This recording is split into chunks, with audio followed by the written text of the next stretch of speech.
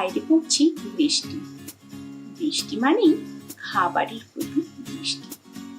আর সেই বৃষ্টিকে তুষ্টি করার জন্য এনেছি একটি আকর্ষণীয় লোভনীয় চিকেনের রেসিপি, চিজি চিকেন।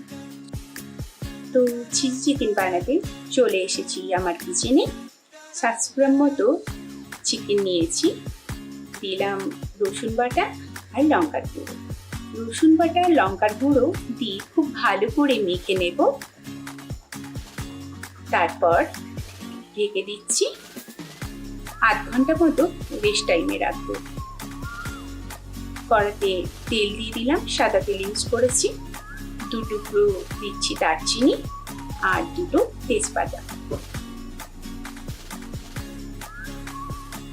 দিচ্ছি খানিকটা বাটার।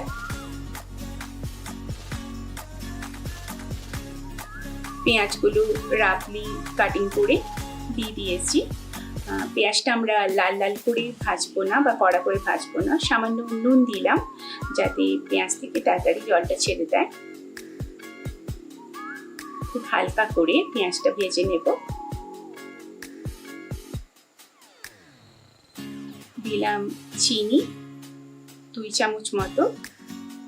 আপনারা ভাবছেন হয়তো খুব মিষ্টি হবে, তা না, কম্বিনেশনটাই এমন যে চিনিটা খুব দরকার দেওয়ার। পেঁয়াজটা হয়ে গেছে, এবার দিয়ে দিলাম চিকেনটা, যেটা আমরা রেস্ট টাইম দিয়ে রেখেছিলাম আধা ঘন্টা। এবার একটু ঢেকে দিচ্ছি 10 মিনিট মতো। দেখুন চিকেন থেকে হালকা জল ছেড়েছে। এই রান্নাটা ফ্রাইড রাইসের সাথে খুব ভালো লাগে, যেটা মিষ্টি ফ্রাইড রাইস আমরা গাজর কিশমিশ কাজু দিয়ে বানিয়ে থাকি।